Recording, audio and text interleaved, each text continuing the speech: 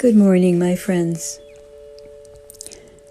And so today we continue with the third of the 8 parts of the process of mindfully working through the end of this year, the grief from last year, and the mindful possibilities inherent in restructuring and structuring those things that you want to come about in your life for this coming year. First, we talked about conscious relaxation, mindfully sitting with and inside your body as a way of activating your body's natural healing process and potential. Always remember this: the body knows how to heal, if only we give it time, intention, and attention. Those processes will begin to unfold. Body, mind, and spirit. And last time we meditated on mindful awareness, where in that relaxed state we begin to connect with that inner wisdom. And in doing that, we can release a great deal of negativity that has accumulated, some of it out of false beliefs, and much of it about unprocessed grief. Mindful awareness can be practiced anywhere at any time. Thich Nhat Hanh says this about mindful awareness. During such times when one's mind is inevitably distracted by other thoughts, if one really wants to keep one's consciousness alive to the present reality, then one must practice not only during meditation, but right now in one's daily life. And he gives this example. When walking along a dirt path, surrounded by patches of green grass, if you practice mindfulness, you will experience that path leading wherever it goes. And you practice this by keeping one thought alive. I'm walking along the path leading into the village. Not in your thinking, but in your walking, putting each foot down on the earth in mindfulness, knowing that we walk on the wondrous earth and that our existence is a miraculous and mysterious reality. And this is where we left off in the last meditation. And today we'll be meditating on the third step of compassion and forgiveness. The intention to treat ourselves like our own best friend and to transform our relationships with difficult people by remembering and reflecting on our common humanity. This is the healing process for isolation and a certain sense that has arisen for many of us during this pandemic, of suddenly feeling like I fit nowhere and there's nowhere that I can go to connect. Compassion unites ourselves and all others in one heart space.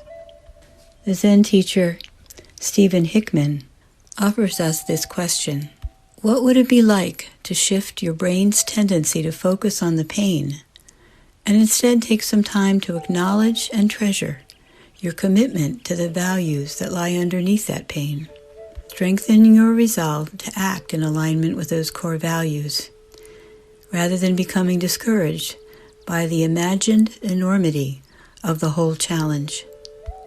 So let us sit with this and be seated with gentleness and steadiness in your chair that supports you.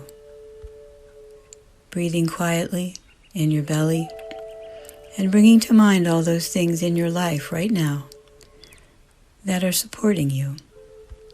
The people, the chair, the words of these meditations, the parts of you that are deeply committed to some of your deepest core values. What emotions are arising right now as you reflect on these things? Gently make room for whatever feeling is arising in you.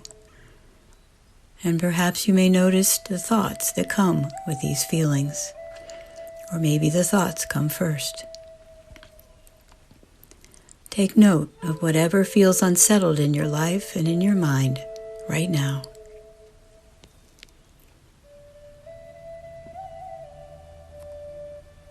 There's no need to plunge into the hardest of feelings that might arise, but in mindfulness, neither do we need to avoid them completely. This is the secret to self-compassion. Just make a little space in your heart for whatever is already there that you notice that feels unsettled right now.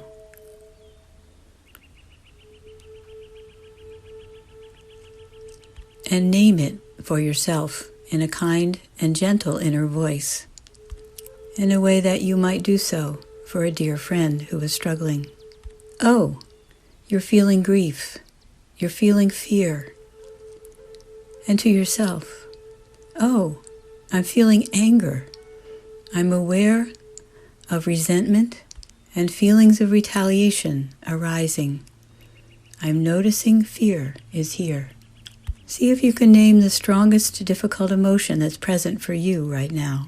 In just this way, not owning it by saying, I am afraid, but instead saying, oh, fear is arising. Anger is present.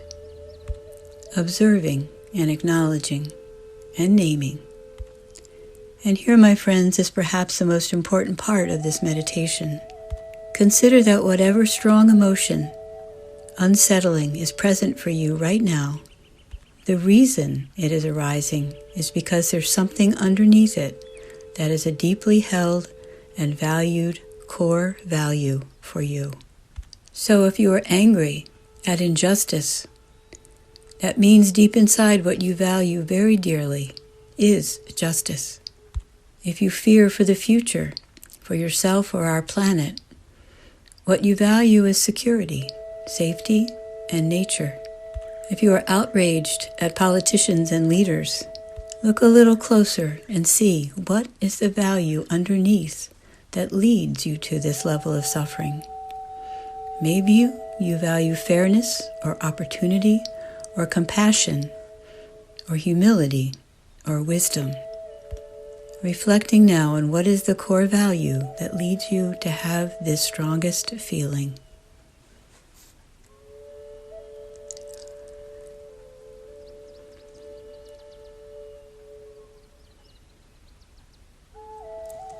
Perhaps there's an image that arises in your mind's eye associated with that particular value being expressed.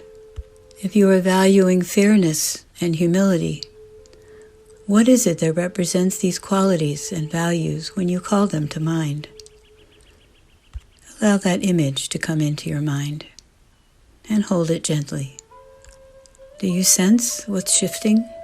Underneath of our struggles, every one that is significant, there is a core value that is precious and sacred in your heart. We are not rendered helpless right now. We are rendered confused and uncertain. And here is the question. This thing you hold so precious and sacred in your heart, how can you let it strengthen you, empower you, and guide you right now to find a way forward and do whatever is within your power to do to align with this value, even when it feels like the larger task is insurmountable?